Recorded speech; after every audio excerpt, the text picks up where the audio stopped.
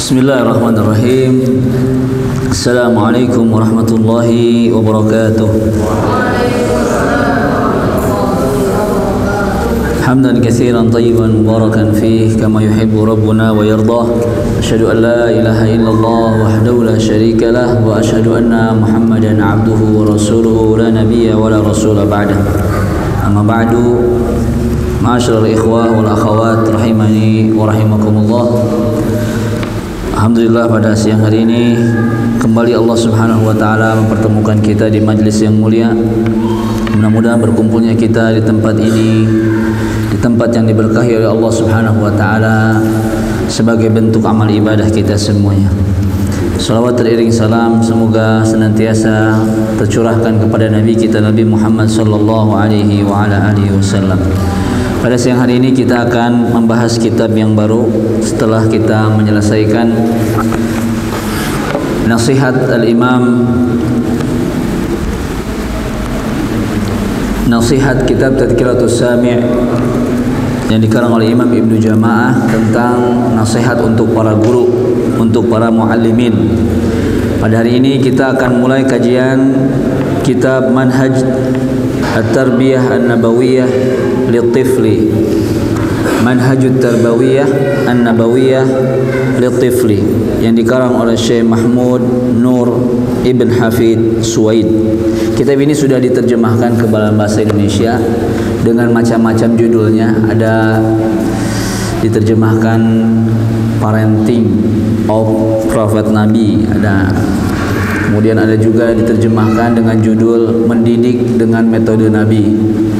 Kemudian ada juga diterjemahkan macam-macam judulnya, tapi sama dalamnya itu. Saya pernah lihat buku bagus iklannya para ustadz-ustadz selebgram. Wah, bukunya bagus, Parenting of Prophet Nabi. Saya beli, dalamnya sarua kayaknya. Ternyata banyak buku-buku yang sama tapi judulnya aja yang berbeda. Dalamnya mah itu saja. Makanya kalau kita beli buku itu, ingat siapa pengarangnya. Karena judulnya beda, bawahnya suka disebutin pengarangnya siapa gitu. Lihat pengarangnya sama.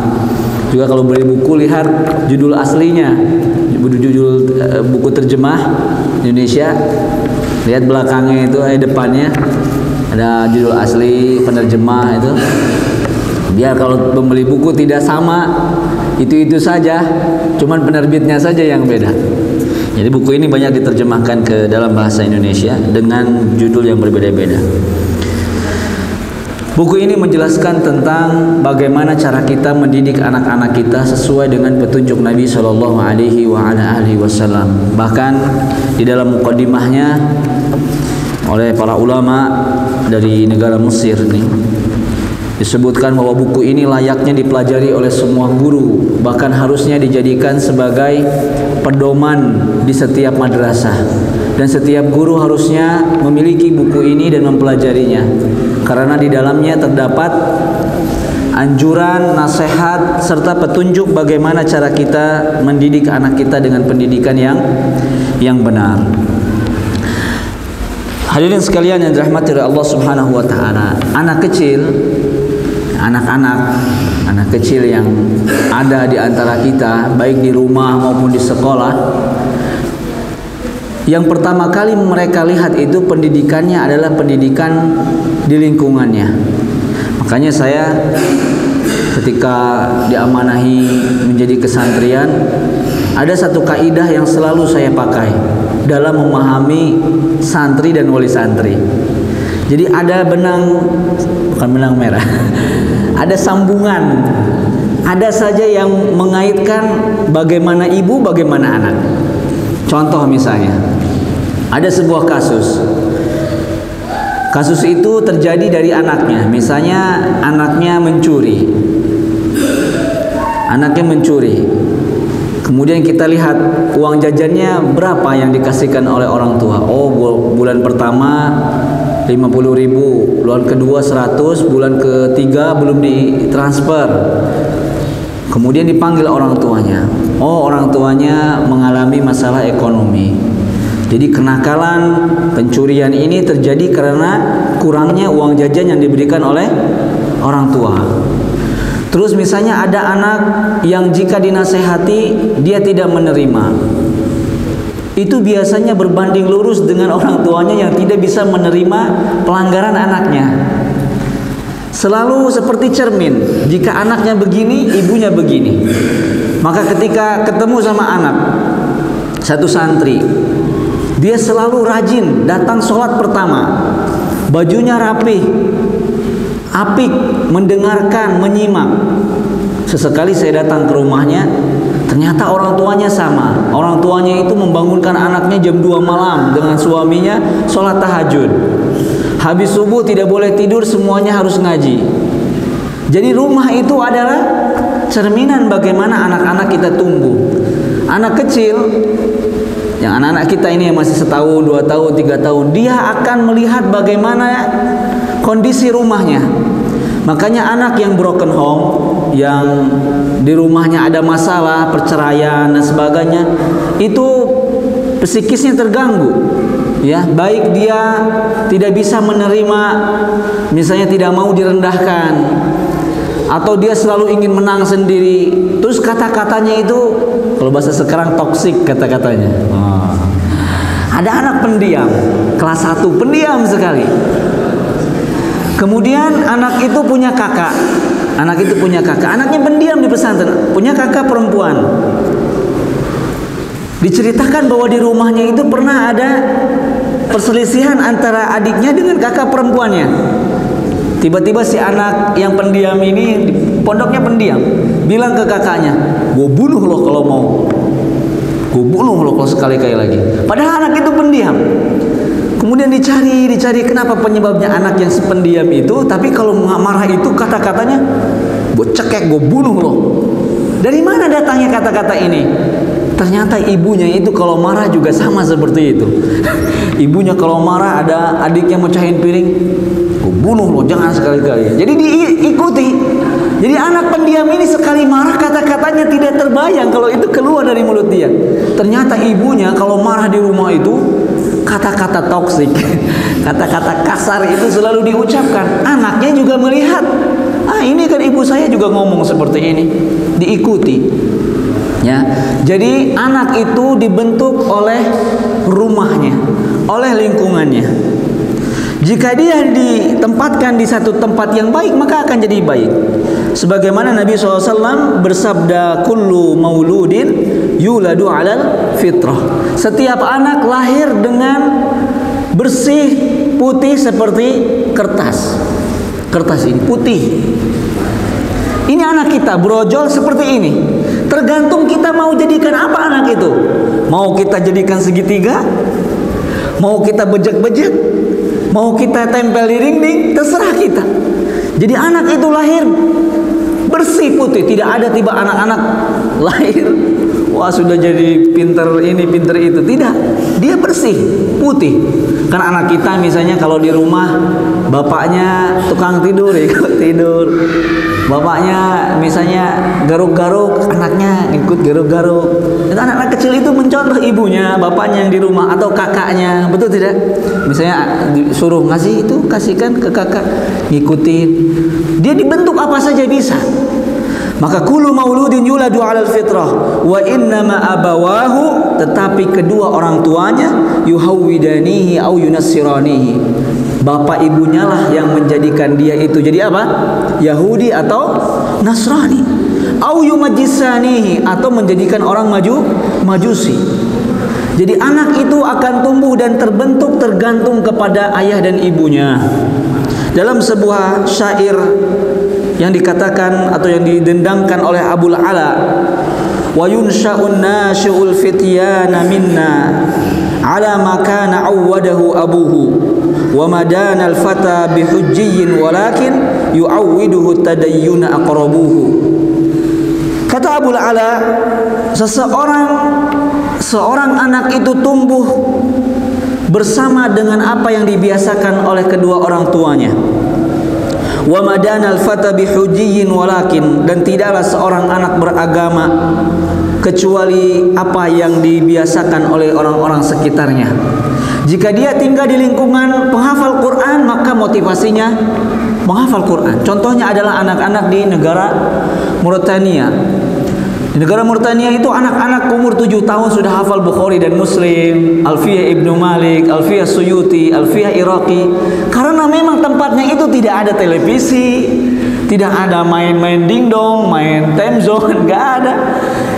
Lahir umur 4 tahun ditalkin Alfiyah Ibnu Malik. Kalau kita ditalkin balonku ada 5. Ya, pelangi-pelangi. Di sana orang ibu bapaknya kalau nyedurin anaknya baca syair-syair, nadom-nadom, bahkan membacakan Sahih Bukhari dan Muslim itu kalau mau tidur. Rawi-rawi. Anak itu terbiasa terdengar itu. Ketika umur 8-9, Quran itu sudah seperti minum air. Karena tiap hari itu yang ditalkinkan. Jadi di negara Mauritania itu terkenal dengan keilmuannya. Ya, kalau disebut Asy-Shinqiti, ya Shinqit itu marga yang kekuatan hafalannya luar biasa. Orang-orang Shinqit itu orang-orang yang sangat jenius, tapi mereka badiyah itu apa? Badui. Tidak ngerti, nggak mau ikut apa? Ikut teknologi. Bahkan tinggalnya di gurun pasir, buat tenda.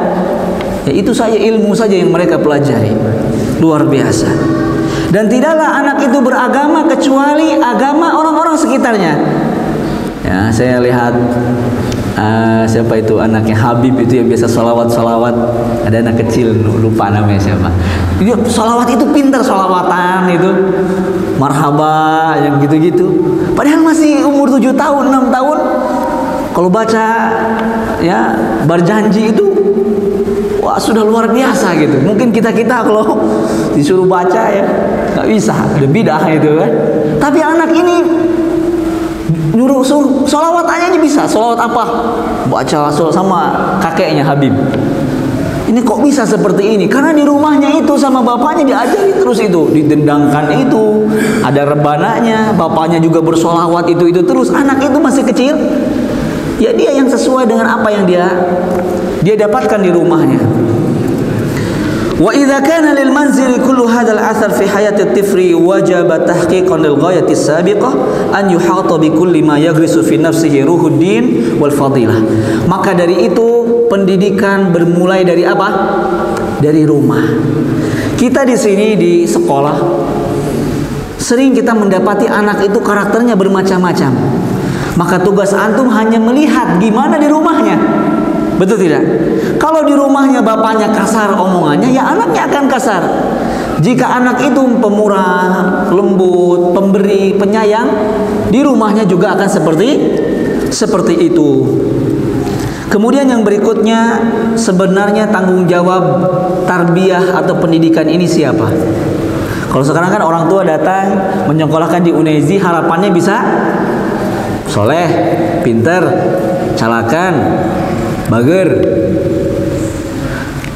Ketika anak itu misalnya datang dari luar, kata ibunya, ya saya anaknya nyekolakeun, ya yang bagus, yang pinter. Yang di pesantren juga bilang gini, ya kumaha di imana tuh, ulah nyalahkeun pesantren. Kan sering seperti itu kan? Yang pesantren kalau gagal membentuk anak atau gagal mendidik santri, selalu alibinya apa? Di imana kayak gitu.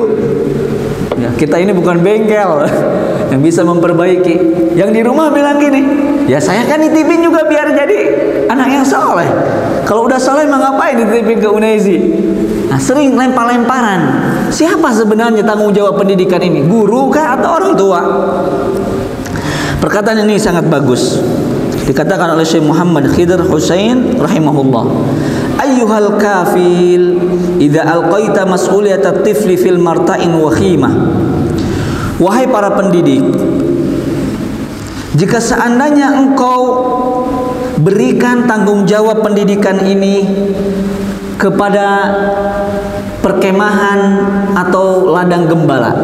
Jadi kita punya anak lahir, kita titipkan di mana? Tempat kandang kambing atau tempat gembala sapi, atau di kemah-kemah orang ngurus bebek, ngurus ayam. Akhsha an yudha'ifa lakal 'adzaba dhi'fain. Aku takut kalau kamu meletakkan anakmu memberikan pendidikan ke tempat-tempat yang salah, seperti apa yang tadi disebutkan itu, ya, ladang gembala, ke sawah, ke kebon. Maka aku takut kamu akan diazab dengan 2 kali azab yang sangat pedih. Kenapa demikian?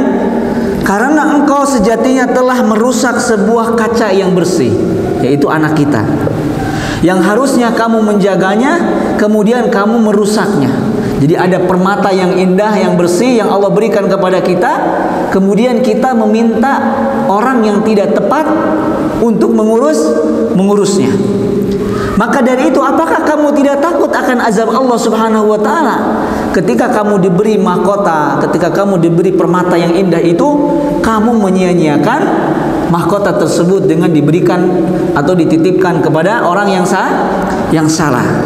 Perkataan ini menunjukkan bahwa kita jangan sampai sekolah menjadi tempat buruk bagi orang yang menitipkan permata.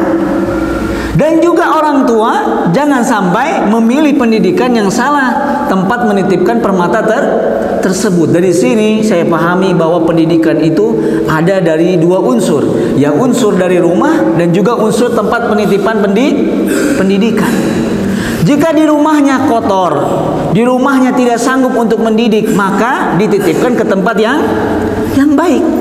Kalau di rumahnya sudah salah, sudah kotor, tidak mampu mendidik, dititipkan ke jalanan. Ya, maka dari itu ditakutkan diazab 2 kali lipat. Kalau di rumah tidak mampu untuk mendidik dengan pendidikan yang baik, maka titipkanlah di tempat yang benar, jangan dititipkan di tempat gembala. Begitu juga lembaga yang menjadi penitipan anak, jangan seperti tempat gembala.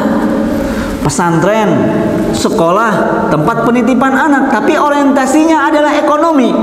Bagaimana cara mencari uang dari anak-anak tersebut? Banyak pesantren didirikan untuk dijadikan bisnis besar-besar. Pembina pesantren Ustadz Abdul Malik lulusan ini. Wow. Pas lihat brosur itu, Ustadz Abdul Malik, lulusannya disebutin di bawah, lulusan S1-nya ini, S2-nya ini, S3-nya ini, sebagai pembina yayasan. Padahal mah jarang dia ke sekolah juga. Namanya aja besar, Ustadz Abdul Malik, LC, MPD, SSS, banyak gelarnya, pembina yayasan. Akhirnya orang tua, ini sekolah dibina oleh ustadz yang terkenal. Padahal ustadz itu setahun kadang Zoom aja sekali. Bina rapat bersama pakai Zoom. Jarang ke pesantren, bahkan tidak pernah ke pesantren. Ustadznya ada di Jawa Tengah, sekolahnya ada di Sumatera Barat. Kapan dia datang? Sesekali saja kalau ada tabligh akbar. Untuk menarik program sehari 30 juz. Sehari 30 juz. Hafal Quran dalam waktu 6 tahun. Tahsin, tahfidz, bahasa Arab, bahasa Inggris, ekstrakurikuler, segala macam disebutkan. Orang subhanallah, programnya bagus, brosurnya bagus, bangunannya mewah. Padahal di dalamnya anak itu tidak dididik. Masuk kelas, keluar kelas, selesai. Tidak ditanamkan akhlak yang baik. Banyak tidak? Banyak. Yang penting ADM, SPP lancar, guru makmur, anak-anak dibiarkan. Ini sama seperti dititipkan anak, tapi pengurusnya itu seperti ladang gembala. Gembala gimana? Saya gembala sapi, yang diambil itu susunya. Ya kalau nggak ada susunya, udah aja sembelih, ambil dagingnya. Kulitnya saya jual, tulangnya saya sop, makan sama-sama. Tidak diajarkan akhlak. Ya sapi-sapi, emang sapi diajarkan akhlak? Tidak. Yang penting makan, minum, selesai waktunya potong, ambil susunya. Jangan sampai pendidikan itu seperti tempat gembala, tidak ada perhatian. Dibiarkan begitu saja, hanya diambil manfaatnya. Mereka datang, SPP yang dibayarkan itu adalah amanah. Maka jangan sekali-kali kita mengira bahwa jadi guru, jadi mudir, jadi kabid, wakabid, kabak, kasih karyawan itu mudah di hadapan Allah Subhanahu wa taala. Mudir lebih besar tanggung jawabnya dibanding dengan kabid, betul tidak? Jadi kalau misalnya kita jadi mudir, orang kantornya khusus. Padahal nanti hisabnya juga khusus. Lebih lama dibanding dengan kabid. Nanti kabid juga sama, lebih lama dibanding dengan kabag. Kabag juga lebih lama dibanding dengan kasih. Terus seperti itu. Di dunia mungkin bisa kita banggakan, tapi sebenarnya yang lebih takut itu di akhirat. Sekarang aja laporan akhir tahun bingung. Setiap bulan suka nyusun laporan, pas digabungkan jadi 1 tahun. Wah, ini bendahara bingung. Yang tadinya 1 miliar dihitung-hitung 999, 100-nya ke mana? Diulang lagi. Betul tidak? Kabid, ini anggaran bulanan sudah ada. Minta ARB untuk tahun depan gimana? ARB tahun lalu gimana? Pusing. Ketika rapat besar rakernas, tanya ini pertanggungjawabannya. Bingung, itu baru di dunia. Kalau bagus dilanjut kabid berikutnya, kalau peletot diganti turun jadi kabag, menyakitkan. Aduh, saya turun dari kabid jadi kabag jadi begini. Itu di dunia. Ada hal yang lebih besar di mana? Di akhirat. Di akhirat akan dipertanggungjawabkan semuanya. Kita ditanya, ngajar kita tiap hari. Kebijakan-kebijakan kita semuanya akan ditanyakan. Maka beruntunglah bagi mereka yang berhati-hati menjaga amanah. Karena lihat, jangan sampai kita mendidik seperti orang apa? Dalam gembala. Lihada najidu Rasulullah sallallahu alaihi wasallam yuhammilul walidaini mas'uliyat tarbiyatil abna mas'uliyah kamilah. Maka di sini mu'alif mengatakan kita mulai dari tanggung jawab ibu terlebih dahulu, ibu dan bapak. Baru setelah itu sekolah. Ibu dan bapak yang ada di rumah, mereka adalah penanggung jawab pertama pendidikan sebelum masuk ke sekolah. Rasulullah SAW mengatakan dari hadis Ibnu Umar, kullukum ra'in wa kullukum mas'ulun an ra'iyati. Semua kalian adalah apa? Penanggung jawab dan akan dipinta pertanggungjawaban atas apa yang kalian pimpin dan bawahi. Al-imamu ra'in, imam adalah seorang pengembala, pemimpin. Wa mas'ulun an ra'iyati, dan dia akan ditanyakan tentang kepemimpinannya. Wa rajulu ra'in fi ahli, kita semua kaum laki-laki tanggung jawab pemimpin dalam keluarga kita. Tidaklah istri kita keluar kemudian ada helai rambut yang terlihat oleh orang yang bukan mahramnya, kita yang akan pertama kali ditanyakan. Anak istri kita tidak berhijab, anak-anak kita tidak dididik Al-Quran maupun Sunnah, kita yang akan ditanya. Jadi tidak mudah sebenarnya punya anak itu, karena semakin anaknya banyak, tanggung jawabnya menjadi banyak. Wal mar'atu ra'iyatun fi baiti zawjiha. Ibu-ibu, ustazah, ummahat adalah pemimpin di rumah suaminya.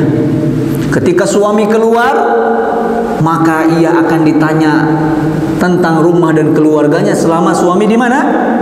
Di luar. Begitu juga ketika istri keluar, maka akan ditanya apa yang dilakukan selama di luar. Wa mas'ulatun an ra'iyatiha, dan ibu-ibu, para ustazah wal ummahat sekalian akan ditanya tentang amanah yang diberikan. Misalnya suami memberikan nafkah uang belanja 1 juta sebulan, maka 1 juta itu akan ditanyakan. Tetapi jangan sampai begini, suami terlalu keras memberikan tanggung jawab. Misalnya gajian 1 juta, mah yang beb 1 juta nih, ingat tanggung jawabnya besar. Biar mengurangi beban tanggung jawab di akhirat, harus ada bonnya. Jadi beli apa aja harus ada bon. Waduh, kata ibu-ibu, cadol euy. Boga salah kiki euy hese. Masa permen 1 harus ada bon? Masa beli terasi 1 harus ada notanya? Kata suaminya, ingat tanggung jawabnya akhirat besar. Kalau ada bon mengurangi tanggung jawab. Jangan seperti itu juga. Sudah, kita amanahkan kepada istri kita 1 juta ini gunakan sebaik-baiknya. Jangan sampai seminggu sudah selesai, seminggu habis uangnya. Karena pernah ada teman saya baru nikah, kakak kelas saya di Madinah nikah. Dia itu badannya tinggi, senang olahraga. Nikah sama perempuan badannya lebih pendek daripada suaminya. Awal nikah, kemudian ditinggal ke Madinah, istrinya di Indonesia. Dapat uang jajan setelah nikah itu dibagi 2, 840 real, itu sekitar 3 juta lah lurusnya. Dikirimkan 1 juta ke istrinya biar buat nafkah uang jajan selama sebulan. Dia cerita ke saya, wah baru seminggu udah nelpon lagi, uangnya habis. Terus dia nanya, dibeliin apa? Saya belikan obat peninggi badan. Jadi istrinya itu belikan obat peninggi badan karena dia merasa tidak percaya diri karena suaminya tinggi, istrinya pendek. Uang 1 juta itu yang harusnya 1 bulan, dia berikan obat peninggi badan tuh yang ada iklan-iklan dalam 1 minggu tumbuh 1 senti, 2 senti. Wah, suaminya marah-marah, jangan belikan lagi obat itu. Ini obat tidak benar ya. Wah, dia terkena makan iklan. Minum obat ini, beli, kemudian akan tumbuh setiap hari 1 senti. Nanti pulang-pulang setahun kemudian, oh lihat istrinya udah sama. Nah, ini uang ini dipertanggungjawabkan. Jangan dibelikan hal-hal yang tidak penting. Ya, kadang itulah yang terjadi. Jadi ibu-ibu sekalian akan diminta tanggung jawab dari mulai nafkah dan anak-anak yang ada di rumah. Anak-anak yang di rumah. Dan saya rasakan, walaupun misalnya seorang ustadz, seorang alim, guru, tidak ada waktu untuk ngajarin istri dan anak di rumah. Apalagi kalau ngajarnya itu banyak di sekolah. Kita jam 7 pulang jam 3. Jam 3 lagi ada ngajar, misalnya di luar kajian. Kadang mah istri dan anak itu tidak pernah duduk bersama diajarin Al-Quran. Awal-awal nikah akan membangun rumah tangga buat tahsin di rumah. Wow, itu awalnya saja begitu. Setelah nikah, wah, ketemu cuman malam saja ketemu, nanti besok pagi belajar berangkat kerja, ketemu sore udah capek boro-boro mau kajian. Anak pertama mau dijadikan hafid Quran, insya Allah dia talqin Quran. Nanti ujung-ujungnya siapa yang mentalkin? Ibunya sendiri. Ya makanya memilih istri itu baik. Dari awalnya harus baik. Kayaknya nanti akan kita bahas bagaimana mencetak anak yang soleh itu salah satunya memilih ibunya yang baik dulu. Walaupun dia seorang alim, karena pendidikan anak itu lebih kepada siapanya? Kepada ibu-ibunya. Akhrajal Bukhari an Abi Hurairah radhiyallahu taala anhu qala Rasulullah sallallahu. Imam Bukhari meriwayatkan, tadi Ibnu Umar meriwayatkan juga, dan Abu Hurairah juga meriwayatkan hadis yang sama tentang anak yang dilahirkan dalam keadaan fitrah. Kemudian Abu Hurairah mengatakan, fitratallahi allati fatara an-nasa 'alaiha la tabdila li khalqillah dzalika dinul qayyim. Ma'asyiral ikhwah rahimani wa rahimakumullah. An Ali bin Abi Thalib radhiyallahu taala anhu, Ali bin Abi Thalib menafsirkan firman Allah Subhanahu wa taala, ya ayyuhalladzina amanu qu anfusakum wa ahlikum nara wa quduha an-nasu wal hijarah 'alaiha malaikatun ghiladun shidad la ya'sunallaha ma amarahum wa yaf'aluna ma yu'marun. Ayat ini ayat yang menjelaskan kepada kita wajibnya kita menjaga diri kita dan keluarga kita dari api neraka. Kemudian Imam Ibnu Qayyim rahimahullah menyebutkan seperti ini. Kalau sekarang kita sebagai bapak atau ibu selalu menuntut anak kita apa? Berbakti kepada kita. Dan anak itu akan dihisab, ditanya oleh Allah tentang bagaimana baktinya dia kepada orang tua. Bukan berarti juga kita sebagai orang tua tidak akan ditanya tentang siapa? Anak kita. Jadi sebenarnya nanti di akhirat itu win-win. Jadi bapak ditanya tentang anak-anaknya, anak juga akan ditanya tentang bakti kepada orang tua. Jadi jangan sampai kita pikir kalau kita itu hanya meminta anak kita, kamu harus berbakti sama ibu, kamu jangan durhaka sama ibu sama bapak. Tapi sebenarnya kita juga nanti akan sama. Ditanya oleh Allah bagaimana kita memperlakukan apa? Anak kita. Apa dalilnya? Qala ba'du ahlul ilmi, ini kata Imam Ibnu Qayyim, inna Allah subhanahu wa ta'ala yas'alul walida an waladihi. Allah subhanahu wa ta'ala akan bertanya, akan menanyakan, akan ditanya bapak, orang tua, ibu atau bapak tentang anaknya yaumul qiyamah. Qabla an yus'alal waladu an walidihi. Sebelum anak itu ditanya tentang orang tuanya. Jadi yang dihisab duluan itu bapak sama ibu, ditanya tentang anak. Baru setelah itu anaknya akan dihisab apakah sudah berbakti kepada ibu atau bapaknya. Kenapa tidak dihisab duluan anak? Kenapa? Karena anak itu bisa berbakti tergantung pendidikan siapanya? Orang tuanya. Jadi jangan disalahkan namun misalnya ada anak jadi titah meuli naon meuli uyah terasi ka mana ke warung. Jang, pameserkeun tarasi. Kayak atuh sangat geuting ditanggung keneh. Nah, sia teh doraka-doraka teh enggak kolot. Di sini harus muhasabah ibunya, bapaknya. Apakah selama ini anak itu sudah diajarkan kalau misalnya orang tua menyuruh harus taat? Karena anak itu tidak mungkin menjawab itu dari dirinya, karena dia akan melihat apa yang diajarkan oleh orang tuanya. Misalnya kita di rumah itu kalau ngomong ke orang tua, kadang ngomong nama, kadang ngomong saya, atau kadang ngomong abdi. Ya, betul tidak? Misalnya ada anak ngomong ke orang tuanya, namanya anaknya misalnya Andi. Ibu ku Andi we atuh pangyanakeun. Anaknya Andi. Ada juga anak yang ngomong, ibu ku Abdi we atuh pangyanakeun.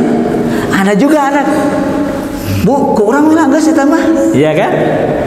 Aya oge ku aing we geus. Lihat, domir ini, domir Andi, domir Abdi, domir saya, domir aku, domir aing, itu berasal dari orang tuanya. Kalau orang tuanya gini, misalnya, Andi tolong ambil ini sama Andi aja ya, itunya apanya, ambilnya. Jadi ibu itu sudah mentalkin anaknya agar mengucapkan namanya, makanya anaknya juga mengucapkan nama dia. Ya udah bu ku Andi aja we. Kumana we atuh buru ka dieu? Heulah ku urang we bi. Iya enggak? Ya atuh cokot ku sia, we ku aing. Lihat, ini sama. Ibunya bagaimana, anaknya bagaimana? Gak mungkin kan gini, misalnya ibunya, ya tuh ku sia, ya sama aku aja. Ya, gak nyambung. Jadi, wah luar biasa. Anak itu tumbuh bagaimana ibu bapaknya. Kalau ibu bapaknya mentalkinkan dia, makanya anak kita itu kalau disebutnya dede, sampai gedenya nggak dede-dedekeun, ku dede we atuh. Nah, tapi kalau ibunya di rumahnya, ku maneh we atuh, anaknya juga ku urang. Tergantung kita mau pakai apa. Anak itu mau jadi begini, ya tinggal kita ajarkan saja dia seperti itu. Kemudian setelah itu baru anaknya ditanya, apakah kamu berbakti sama ibumu, sama bapakmu? Disinilah anak akan berhujah. Ya Allah, selama aku berada di keluarga ini, ibu bapakku tidak mengajarkan sholat, makanya aku tidak sholat. Ya Allah, aku tidak berbakti kepadanya. Bagaimana aku berbakti kepadanya? Karena setiap hari yang dia ajarkan adalah apa? Kebencian, uququl walidain. Bapak ibunya masih ada, terus punya nenek. Dia akan melihat bagaimana ibu bapaknya bermuamalah dengan siapanya? Neneknya. Kemudian ketika Allah tanya, kenapa engkau tidak berbakti kepada ibu bapamu? Orang ibu bapak saya saja kepada nenek saya tidak berbakti. Nah, jadi luar biasa. Fa innahu kama anna al-ab 'ala ibni haqqan fali ibni 'ala abihi haqqan. Anak punya hak yang harus ditunaikan oleh bapaknya. Bapaknya juga ada hak yang harus ditunaikan oleh anak-anaknya. Sebagaimana Allah Subhanahu wa taala memerintahkan kepada kita sebagai anak-anak, wa wasainal insana biwalidayhi hasana. Wa wasainal insana biwalidayhi husna. Aku wasiatkan kepada kalian wahai anak-anak untuk berbakti, berbuat baik kepada siapa? Kedua orang tua kalian. Di dalam ayat yang lain, kita sebagai ibu bapa diperintahkan ku anfusakum wa ahlikum naro. Jadi adil. Ibu bapa meminta anaknya berbakti, tetapi jangan lupa juga kita mengajari anak kita untuk berbakti. Masyaallah ikhwah rahimani wa rahimakumullah. Insyaallah kita akan lanjutkan kembali pada pertemuan yang akan datang. Mudah-mudahan Allah Subhanahu wa taala mengaruniai kita anak yang solih dan solihah dan menjadikan kita pendidik yang solih dan solihah. Ada waktu 5 menit, silakan bertanya. Tidak ada pertanyaan. Kalau tidak ada pertanyaan, saya yang bertanya. Nah, jadi kitab ini nanti saya akan sharekan ke Ustadz Agus PDF-nya yang bahasa Arab, jadi bisa dilihat dalil-dalilnya. Kalau misalnya ada dalil-dalil yang kita ingin ambil darinya, sangat luar biasa. Cuma kekurangan buku ini setelah saya baca, buku ini buku tarbiyah. Buku tarbiyah itu bukan buku akidah, paham tidak? Jadi buku tarbiyah itu buku pendidikan, edukasi, parenting itu biasanya mengambil perkataan-perkataan orang barat, itu tidak mencontoh, misalnya menukil perkataan Imam Ghazali ya dalam beberapa kitabnya Ihya Ulumuddin, atau misalnya mengambil kitab atau majalah-majalah pendidikan, kadang menukil Said Qutb ya, kadang menukil juga Hasan al-Banna, kadang menukil Aristoteles, ya. Tapi kalau Mark Zuckerberg mungkin kan dia, ya. Jadi mengambil perkataan orang-orang kafir, tetapi hal tersebut diambil kaidah dan faidahnya saja. Karena kalau teman-teman yang takhusus atau ahlinya di bidang pendidikan, manajemen pendidikan, pasti di kampus itu belajarnya buku-buku apa? Buku-buku orang kafir. Tetapi buku ini sangat bagus karena menggabungkan teori pendidikan barat dan juga pendidikan Rasulullah SAW. Maka beliau sebutkan manhaj tarbiyah an-nawawiyah litifli. Karena orang-orang barat itu juga sebenarnya jika dikembalikan kemana?